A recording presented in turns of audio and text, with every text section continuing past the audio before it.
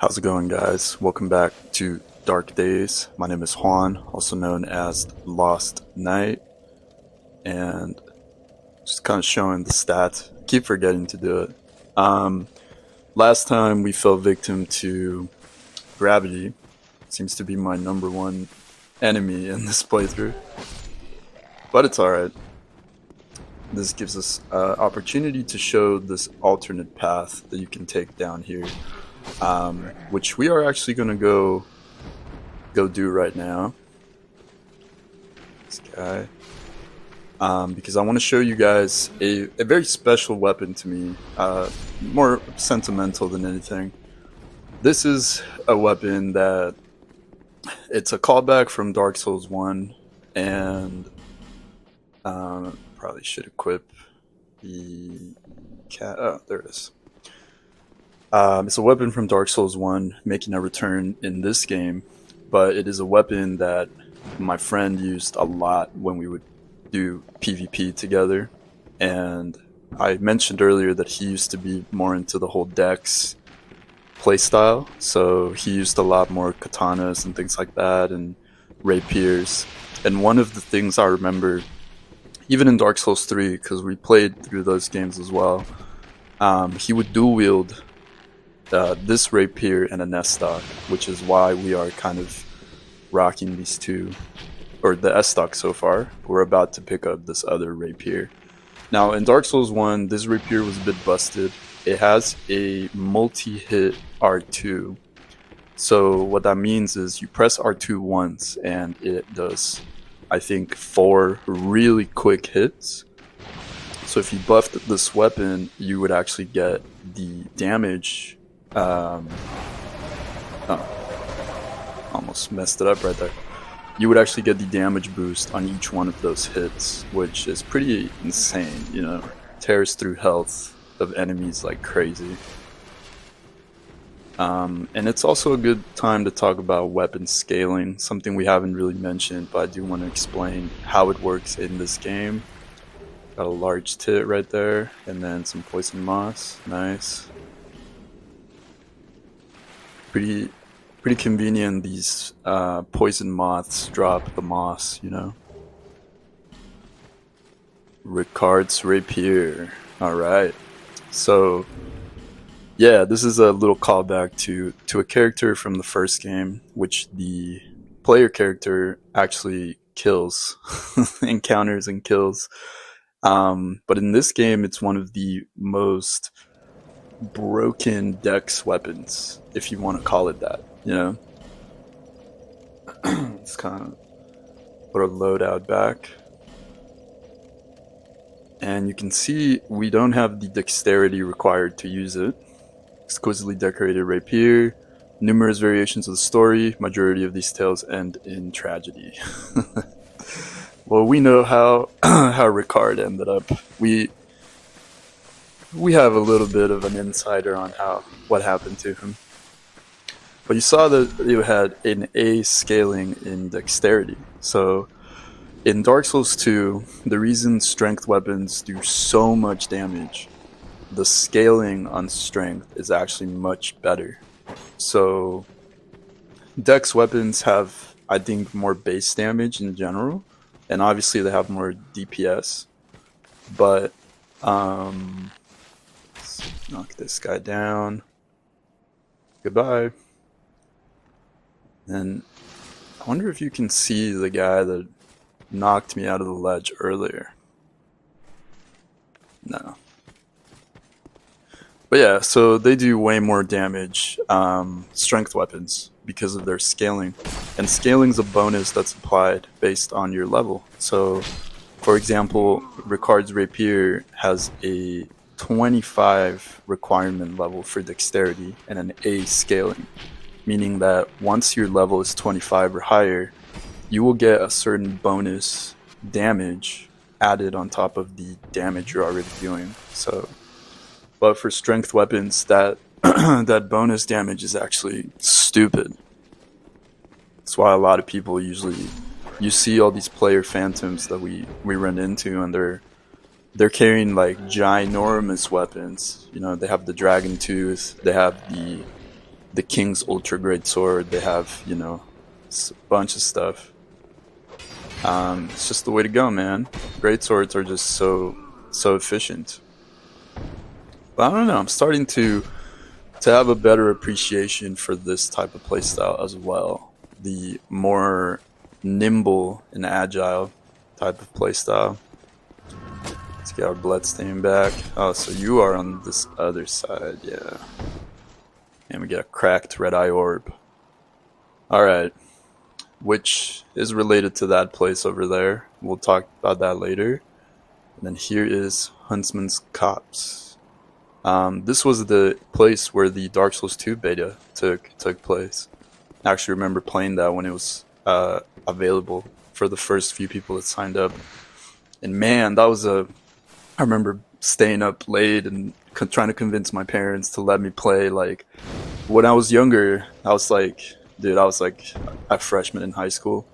I only could play video games like during the weekend, but the beta was happening during a weekday, and I had to convince my parents to let me play it because I got the access key. So, and that's the item down there. So it takes me back, man. This is we're gonna try to make this jump, but I don't think that's how you get the item. I think you have to drop down from the bridge, but we'll give it a shot. Nailed it. Man, that was intentional. Yeah, platforming with these games is could be a little bit tricky.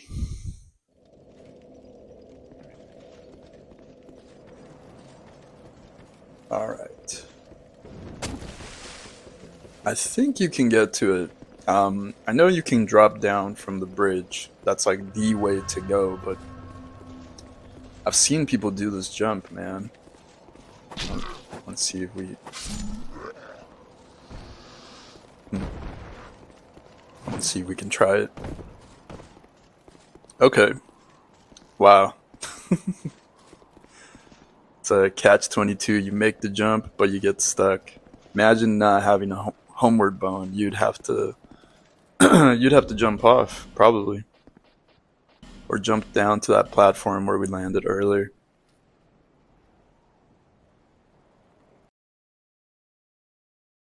But yeah, so cool having played that beta test. And it had a lot of classes built already. I think Straight's set was called the Dual Swordsman. They were trying to showcase that dual wielding mechanic. There was Faram set, which had the Pursuer's Greatsword. There was also the Sorcerer, which had the Hexer's attire. And there was actually Flame Swathe used to be a sorcery, it wasn't a pyromancy. So it was kind of interesting. They called them flame sorceries.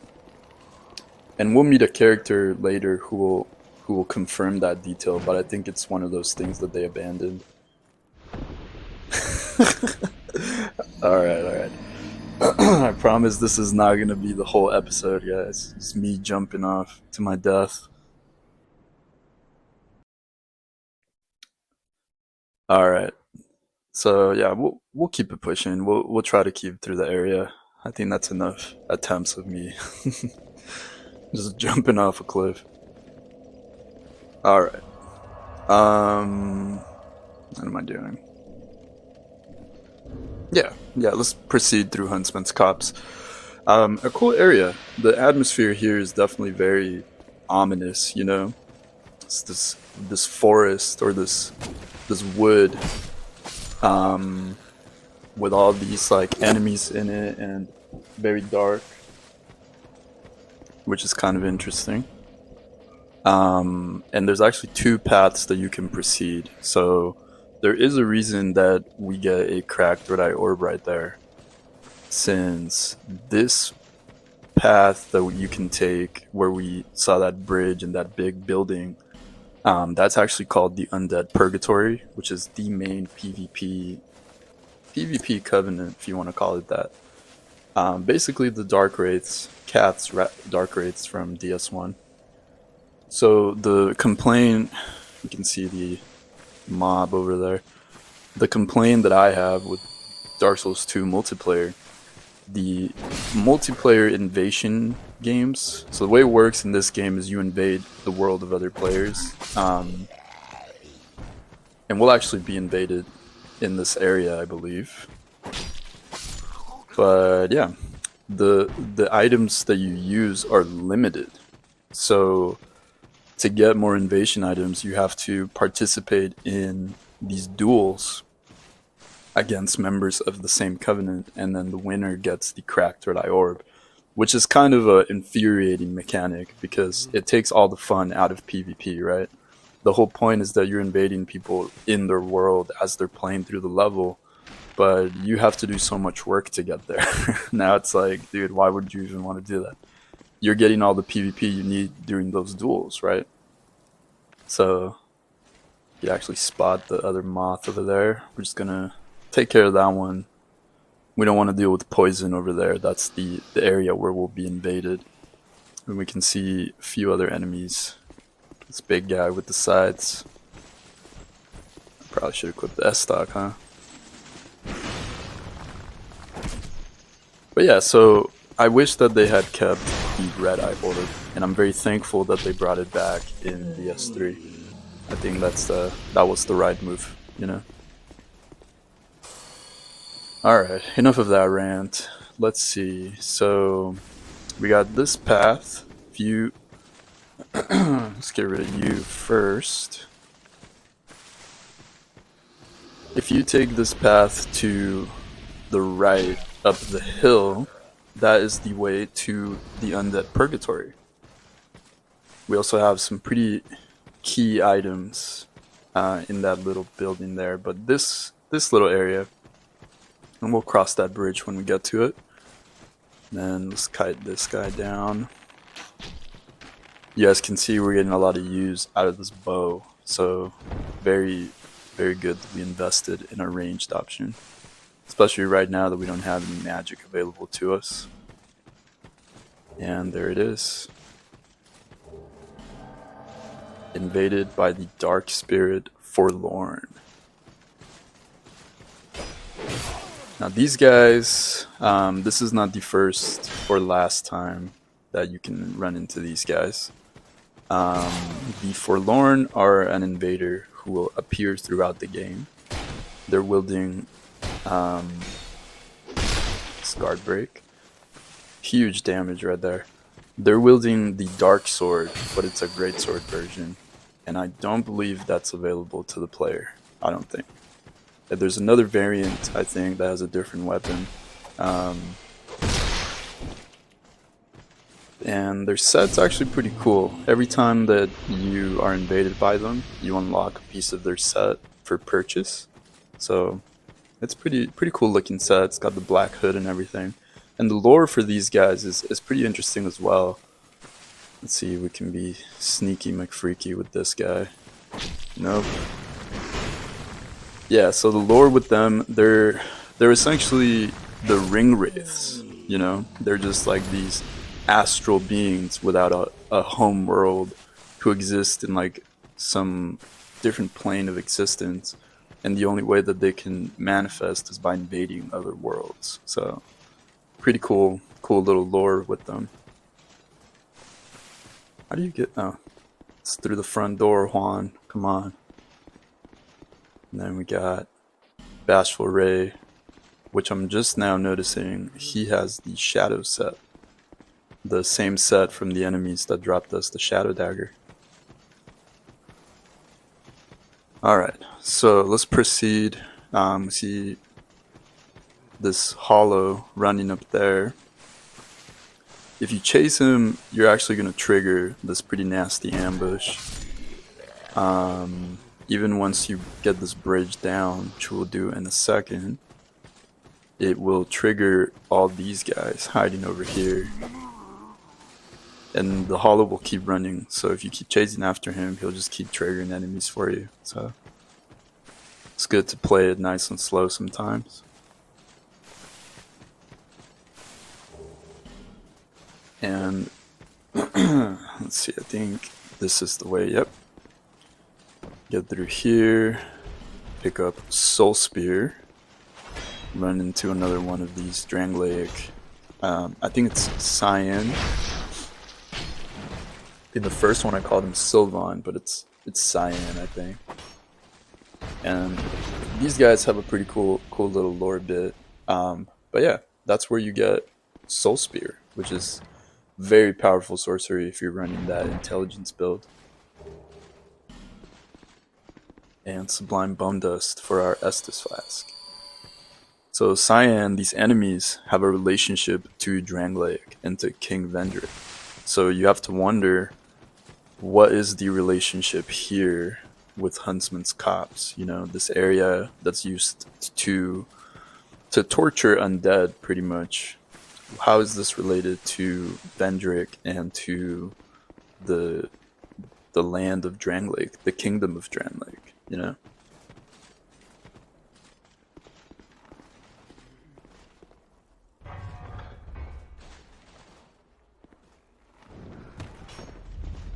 There it is. And I think there's one outside. Yeah.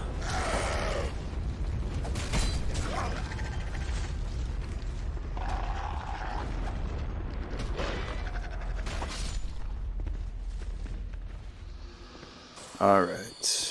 Got the archer guy out here. And that should be it for this whole section. So this is the... Yeah, I don't think we missed anything. So this is the way to progress. And we are not going to get to the checkpoint just yet. It's actually locked behind that gate over there.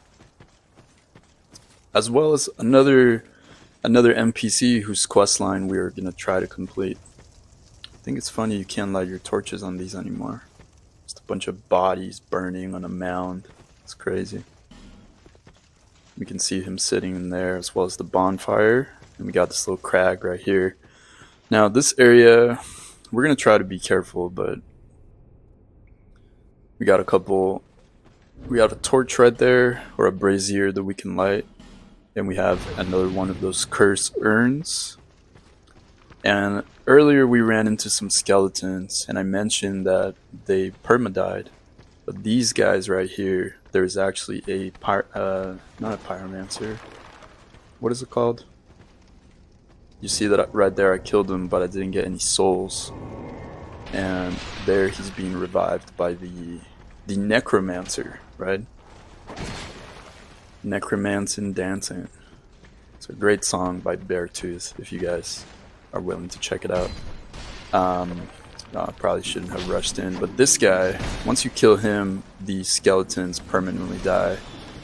So we're gonna try to kite these guys around, and I think shit up. We're in the bone zone. Yeah, that was a bit careless. Alright, we'll probably call it here for this episode, guys. Thank you guys for watching, and we'll complete the rest of Huntsman's Copse in the next episode of Dark Days. And hopefully I won't be careless. Anyways, guys, catch you guys next time.